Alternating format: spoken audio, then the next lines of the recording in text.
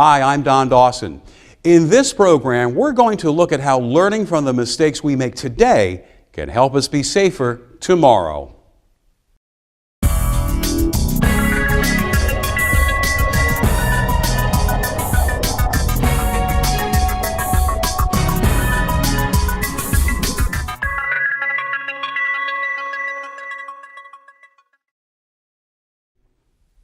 Accidents happen. We all know that. And we know that accidents can happen to anybody, including ourselves.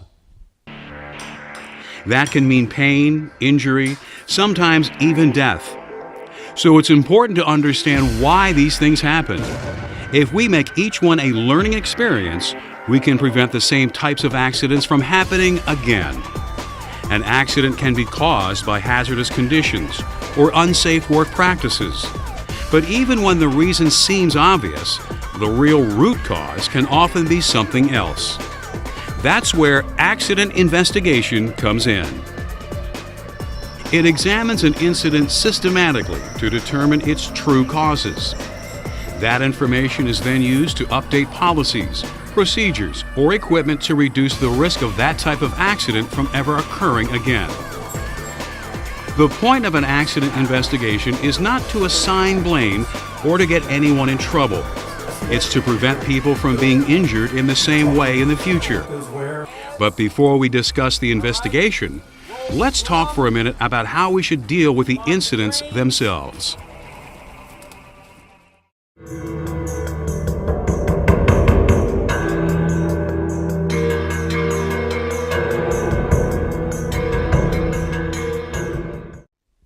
There are two types of workplace incidents: accidents and near misses.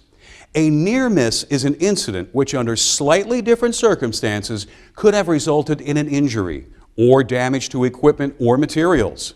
In other words, an accident waiting to happen. Near misses can warn us about a problem before something more serious happens. And it's much better to learn from near misses than from accidents. Unfortunately, we won't always have a near miss to warn us about a potential problem. If an accident does occur, our first concern should be that the people who are injured are being cared for. If someone needs first aid and you're qualified to give it, that should come first. Then medical personnel should be called immediately. Once any victims are taken care of, the appropriate supervisors and managers should be notified if they aren't already at the scene. After these things are dealt with, the area should be secured so that no one else can get hurt. Safety tape is often used for this. This will also help to prevent people from tampering with evidence that the investigators will need to look at.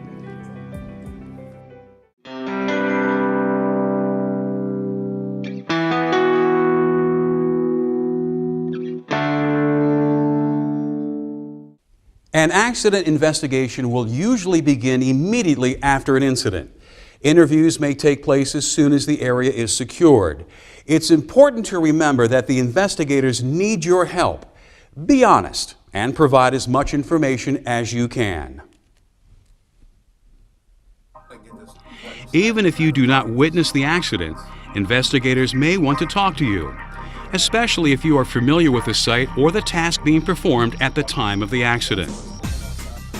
Remember, the information is being gathered to help determine the exact cause of the accident, not to place blame on anyone. Determining the cause of an accident is not always easy. After all, most accidents have several contributing factors. This is why a root cause analysis can often help the situation. A root cause analysis is an examination of the chain of events that led to an accident. These events may have taken place days, weeks, even months before the accident actually occurred. So it's important that the analysis be thorough. Potential factors that investigators will look for include faulty or poorly maintained equipment, lack of training, or the absence of appropriate policies and procedures. Remember, root cause analysis looks for all of the factors that could have contributed to an accident, which is why it is a vital part of any accident investigation. During an investigation, you should offer as much information as you can regarding the accident. This includes any relevant facts about the workers who were involved, the site where the accident occurred, and the working conditions at the site. A successful root cause analysis relies on detail. It will help if you are familiar with the safety practices that are used in the work area where the accident occurred. And don't worry about giving investigators too much information. They will sort it all out. You never know when some small fact will be the key to determining what really happened and why. Let's look at some examples.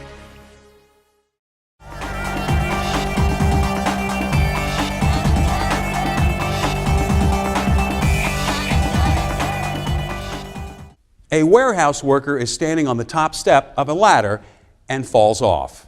It may appear to be an easy investigation. It seems obvious that the worker ignored the rule about not standing on the top step of a ladder, lost his balance, and that's why he fell. The worker's actions are certainly a factor, but there can be other reasons this accident occurred as well. In order to help prevent the same type of accident from happening again, we need to look deeper. What if the ladder he was on was the tallest one in the warehouse? We know a person fell off a ladder. We also know that he was standing on the top step. By continuing the investigation, we eventually discover that he was using the tallest ladder in the warehouse.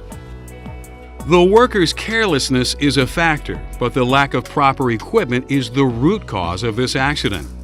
The warehouse needs a taller ladder so that workers can reach the highest materials without standing on the top step. Remember, the ultimate goal of an accident investigation is to prevent this incident from happening again. Let's look at another example of root cause analysis.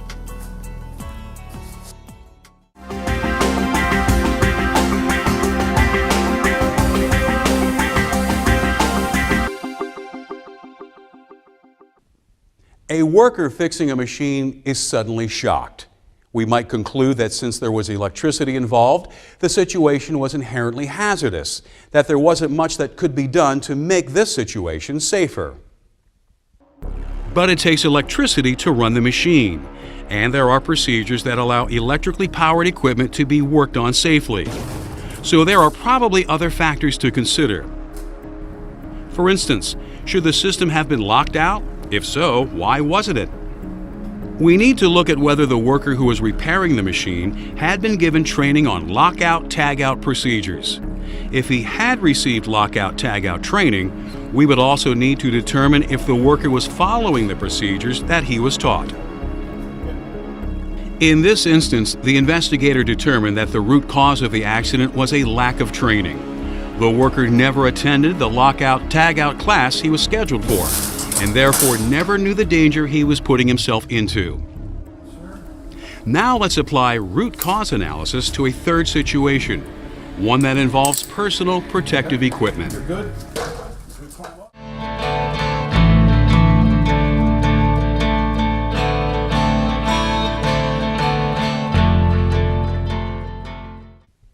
Falls are accidents that people don't always investigate fully. If a person falls, we usually figure they lost their grip or their footing. But when we take a closer look,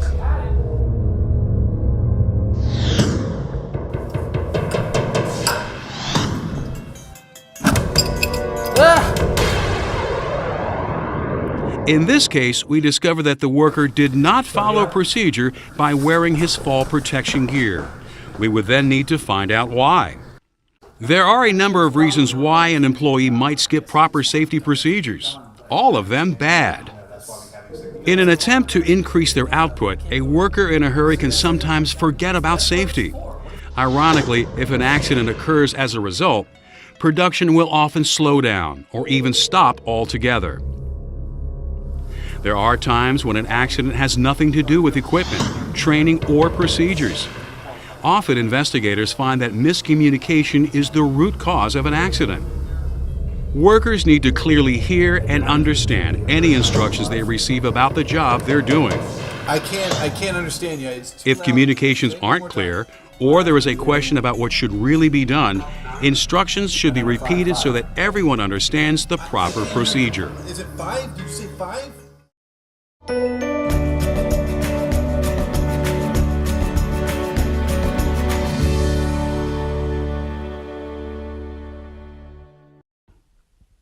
So far, we've only looked at the first goal of an accident investigation, determining the cause.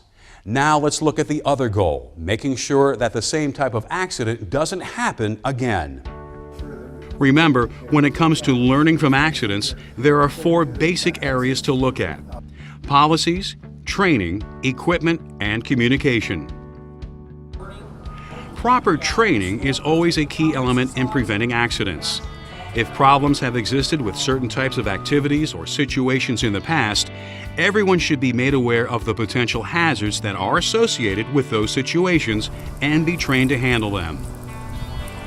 If a situation is hazardous enough, your facility may have to put new policies into place, or existing policies may have to be updated. This can often take the form of workplace rules or standard operating procedures that everyone must follow. Many accidents are caused by faulty or misused equipment. In these cases, the equipment may need to be repaired. If repairs are not possible, or if the correct equipment isn't being used, new equipment may have to be purchased, which may also require additional training. If an accident was the result of faulty communication, people may need to be made aware of the factors that can make hearing what a coworker is saying difficult and how to overcome this. In many cases, the solution to the problem can involve more than one of these 4 factors. As you can see, investigating accidents can be an involved process, but the goal of an accident investigation, to determine the cause of an accident and prevent similar accidents from happening again, is worth the effort. Let's review what you can do to help. Report near misses. They can teach us a lot about preventing accidents in the future. In the event of an accident, remember, people's safety is the top priority. Cooperate with investigators. Their goal is to prevent more accidents from occurring. Provide investigators with as much information about an accident as you can. Remember that a root cause analysis is an examination of the entire chain of events that led to an accident, so no detail is unimportant. If you're helping to investigate an accident, look at all 4 major factors: policies, training, equipment, and communication. A good accident investigation can solve the mystery behind any safety problem and give you a chance to help you and your coworkers stay safe on the job.